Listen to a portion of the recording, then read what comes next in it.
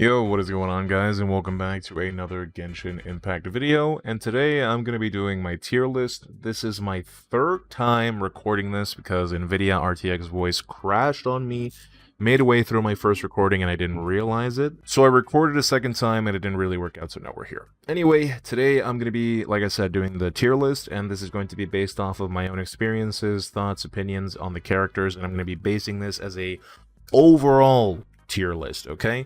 So this is going to be taking into account all the different activities that you can do in the game. So the more activities that these characters can do well, the higher up on the tier list they're going to be, as well, obviously, as their own strength. So why don't we begin with the easiest row of all time, which is going to be S+. I'm pretty sure everybody's going to have the same row, which is just going to be Diluc, Ganyu, and of course Venti. All three of these characters can do pretty much every single activity in the game with no issues whatsoever. Unfortunately, Venti can't do bosses for shit, and Diluc hurts himself in the open world, and Ganyu cannot do Wolf. But other than that, everything else is amazing, and the burning on Diluc isn't really that big of an issue anyway, let's be honest. Below that, we have Klee, which is a really good DPS, as well as Child, and the reason why I'm not putting Klee on S+ tier is because of her awkward-ass auto attacks, and the fact that her mines are just kind of yank. So yeah, she's at the mercy of Genshin Impact's glorious and perfectly polished auto-targeting system,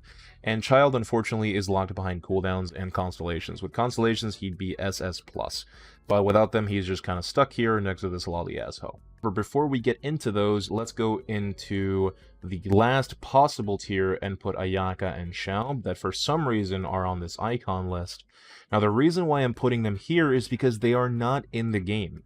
So since they're not in the game, they can't do anything, which means they're not doing damage, which means they're doing 0 damage, and as we all know, 0 is less than 1.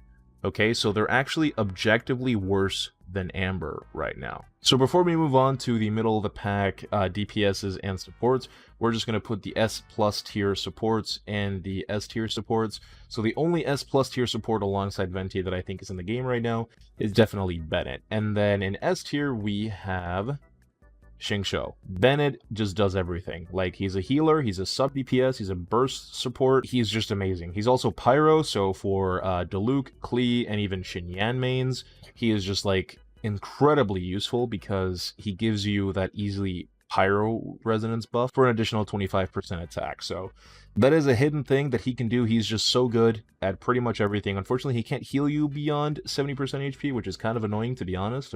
You basically have 30% less HP. But the fact that he can have his ulti up so often because he gets energy recharge per level, and the fact that he can spam his E to get a bunch of energy particles, he's just a battery as well. He just does everything. He's literally he's everything. Xingqiu is a close second here in S tier. He does a crap load of damage. He's really good at applying Hydro. He also gives you damage reduction, gives you heals. His E does a crap load of damage as well. Like, he's just really, really good. He's one of the best supports in the game. Basically just a Hydro Bennett, just not as good. Another support alongside Xingqiu that basically does the same thing he does is Jean. So Jean can do a decent amount of damage. She does a lot of damage with her burst. She does swirls. She can CC enemies with her charge attack and her E and her hold E. She's incredibly strong in Abyss. She can be built for physical. She can be built for Anemo. She is just incredibly strong. She does a lot of things very, very well. She fits into pretty much almost any team comp. She pairs well with Venti, which is basically one of the best units in the game. She'll pair well with Xiao, which everyone is highly expecting. Sucrose pairs well with her if you want to run her as a main DPS. She's just really, really strong. So these are my S+ and my S tier characters in the game right now. Now let's move on to A tier DPSs first. So the first A tier DPS that I want to put on this list is going to be Razor, closely followed by Keqing, Ningguang, and Kea, and Fischl. Now, Fischl is at the back of this list because she can be both a DPS and a support, and we're taking all these characters into account without constellations. With constellations, she would probably be an S tier character, but right now, 0 constellations, she's just kind of middle of the pack. She's really strong. She can be main DPS or sub DPS or just a full-on support. So that's where she's at right now. I think Razor, out of all of these, I think Ningguang is probably second place, to be honest.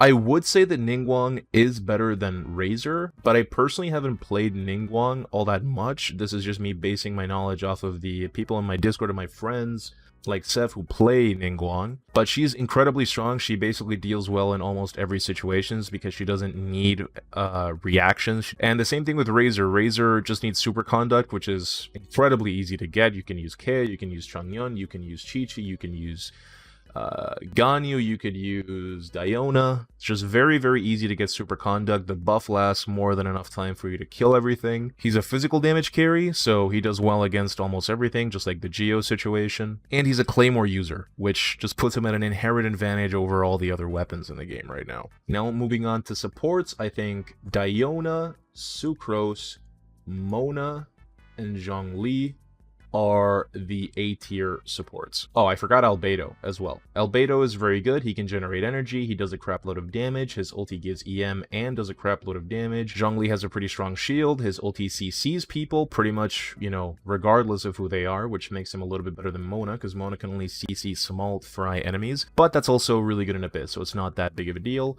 Sucrose just makes everybody a nuke. We all know this. Procs a shitload of reactions. Very, very easy to build. Diona can do a lot. She can shield, she can heal, she can apply cryo super effectively. She works well in pretty much a lot of comps, honestly. That's why she's up here, and that's the reason why I'm gonna put her above Chi-Chi. And the reason why I'm putting Chi-Chi below Diona is because Chi-Chi can only do one thing. She can heal. And she's the best healer in the game, but that's all she can do. You can build her as a burst support and she'll still be able to heal everybody up to full pretty much instantly. But it's a lot of investment on a character that you could honestly just not do that. Like, you could just not do that. You're missing out on, like, what, 10, 15k damage every 20 seconds? But is that really that big of a deal, honestly? I honestly don't think so. You also can use Sacrificial on Diona, so you have double the cast time, or sorry, double the cast of her E at max strength, which is really good. However, on Chi-Chi, if you want to use Sacrificial, you have to get literally right up close to the enemy's butt cheeks and use the E so to make sure that it hits them. And that will allow you to reset the cooldown, which a lot of the times you won't. And if you're using a range carry like Ganyu alongside Chi-Chi, this will literally never happen.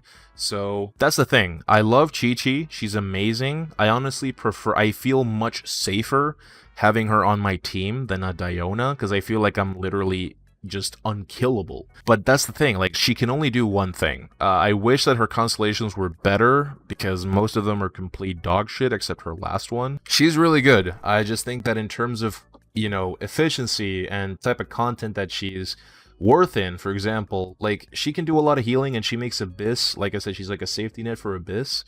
But you only run Abyss once every 2 weeks. For most other content in the game, including world bosses, like, you don't really need this much healing. Like, you don't need healing at all versus Storm Terror. Child can get away with just running Bennett or just running Diona with Child. Or against Child, I mean. Or honestly, she's just kind of sitting there patiently waiting until there is something that merits her power. I think that once we get more content in the game that gets a lot more difficult, that has a lot, you know, more difficult things to dodge, or just encounters that last a lot longer, or if they made her abilities work better in co-op, then maybe we would have more uses for Chi-Chi. But as of right now, all she can do is heal, and there isn't a lot of content in the game that requires this much healing.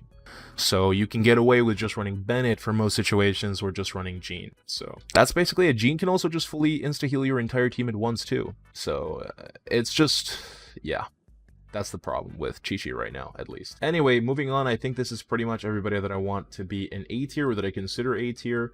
Let's move on to the DPSs for B tier, which I think are going to be Xinyan and Beidou, kind of tied up.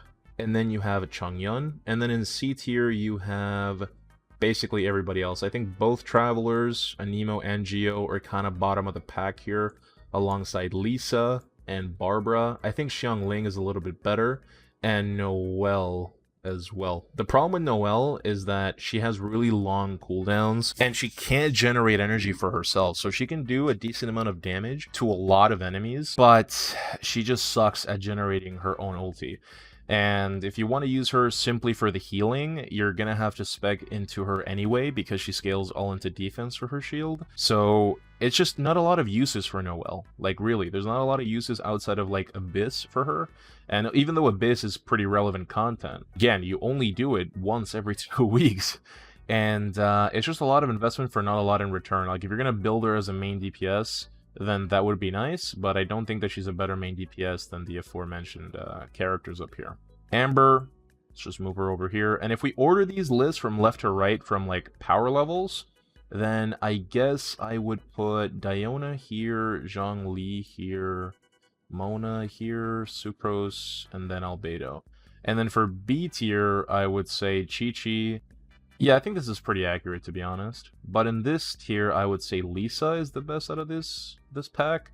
Then Noelle, then the Traveler, actually, then Barbara, then the Travelers, then Amber. Yeah, there you go. This is my Genshin Impact 1.2 tier list. I will leave a link to this tier list in the video description, so you guys can go ahead and click it and make your own, and then you can send it to me on Discord and we can talk about it. Talk a little bit about the game. I think that would be pretty fun, kind of interesting. But yeah, this is my tier list, which is obviously objectively correct in every single way, because my opinions are objectively superior. But yeah, I just want to thank you guys for watching, and let me know what you guys think. 1.3 is right around the corner, so I will be making another tier list once we get the Zhongli buffs in, and once Xiao comes on, we can, you know, take a look at the character roster again and see where these two characters stack up, and see if the meta has changed, you know, in any case, for the new game mode, and if they actually change Abyss again. So yeah, we'll take a look and see, but that's going to be it for now, guys. Thank you guys so much for watching, and I will talk to you guys in my next video.